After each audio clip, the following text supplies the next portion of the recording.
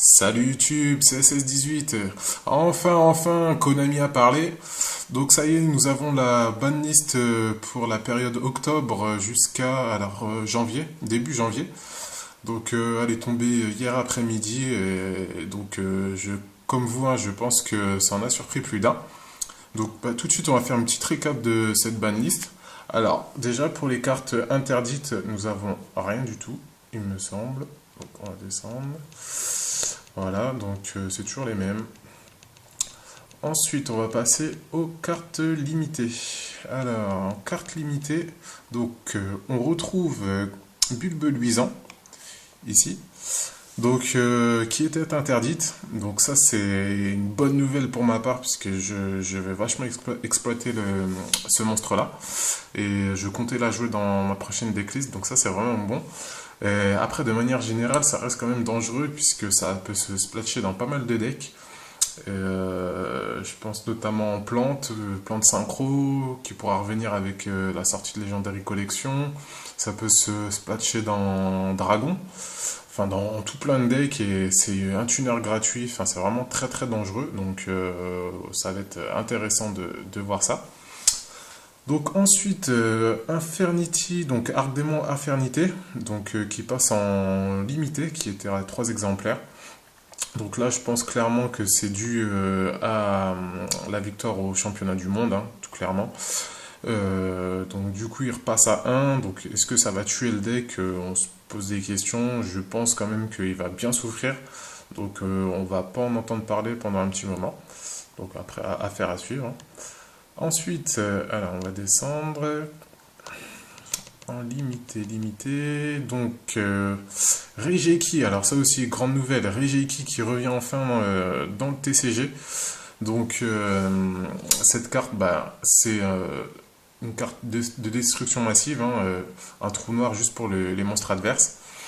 Donc, c'est vraiment fort de manière générale, mais après dans le format, est-ce que ça va être vraiment efficace quand on pense qu'il y a Shadow, Burning Abyss, Yangzing qui sera plus joué avec la sortie du nouveau tuner et enfin tout plein d'autres decks où ça sera pas forcément efficace, donc bon voilà, ça peut être pas mal si on notait qu'à derrière, mais sinon ça reste limite quoi. Donc voilà. Ensuite, sous charge qui passe à 1. Donc ça, c'est une très très bonne nouvelle, ça, hein, parce que c'était vraiment une carte cheatée, hein. Ils auraient peut-être dû même le faire à la précédente banlist. Donc là, enfin, c'est fait. Donc bon, ça devient staple du coup, vu que c'est à 1. Mais ça reste quand même moins, enfin, relativement moins dangereux qu'actuellement, quoi. Donc voilà. Ensuite, super polymérisation. Donc ça aussi, carte attendue, hein. Donc passer à 1 pour éviter Shadow de faire enfin, d'être craqué, hein, puisqu'il va récupérer encore 2 monstres fusion d'attributs différents. Donc on imagine que si les exclus TCG sont encore 2 autres fusions Shadow, donc ça serait eau et vent. Donc là, Shadow pourrait vraiment se faire plaisir avec super polymérisation à 3. Donc ils ont bien fait de le passer à 1, quoi. C'est vraiment une bonne initiative, donc merci Konami. Donc voilà. Ensuite, donc semi-limité Blackwing Gale the Weird World. Donc bah, c'est un des monstres forts du deck, hein, aile noire. Donc c'est celui qui divise par 2, il me semble, hein, l'attaque et la défense d'un monstre. Donc ça reste fort. Est-ce que ça va relancer le deck? Je sais pas, mais ça va apporter une certaine puissance au deck quand même. Donc voilà. Ensuite, Gorz qui passe à 2. Donc ça c'est correct, hein, je pense. Gorz maintenant, enfin, ça se jouait pas beaucoup. Donc là, ça va peut-être être rejoué. Après, il y a maintes façons de passer à travers, hein, donc voilà, quoi. Ça reste correct. Ensuite, Ceasefire, donc ça c'est cesser le feu, donc pour Burn. Donc ça c'est pas trop mal. Ça peut être une bonne tech card pour éviter les effets flip de Shadow. Bon, après, c'est pas nécessairement la meilleure carte. Mais bon, voilà, ça peut toujours être utile.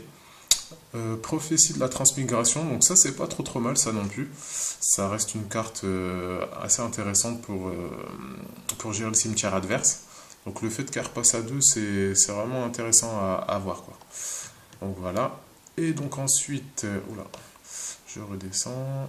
Donc pour les cartes délimitées, donc on a Wolfbark, donc qui était en limité, qui repasse directement à 3. Donc Firefist va gagner du support quand même.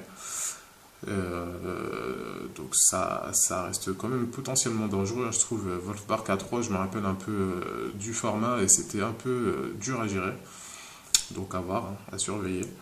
Donc Magicien de la Foi, pareil, qui est en semi-limité, qui passe à 3. Donc ça, bah maintenant il faut recycler des magies, c'est bien, mais bon, il n'y a plus vraiment de bonne magie à recycler comme au format des tout débuts, quoi. Donc voilà, ensuite Formula Synchronique, qui passe à 3, donc ça va être utile dans les decks synchro à venir, avec le deck Quasar, donc là qui va faire assez mal. Et pour finir, renfort de l'armée, donc ça pareil, qui passe à 3. Donc c'était à 1, ça passe à 2 et ça repasse à 3. Donc ça c'est pour promouvoir un peu l'arrivée des chevaliers nobles, hein, donc, qui va sortir très prochainement dans la box. Et puis bon, ça apporte un peu de support aussi à Satellar, qui a un peu du mal à être présent dans les tops.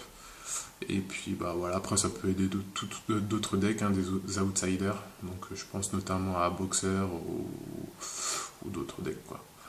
Donc voilà pour cette banlist.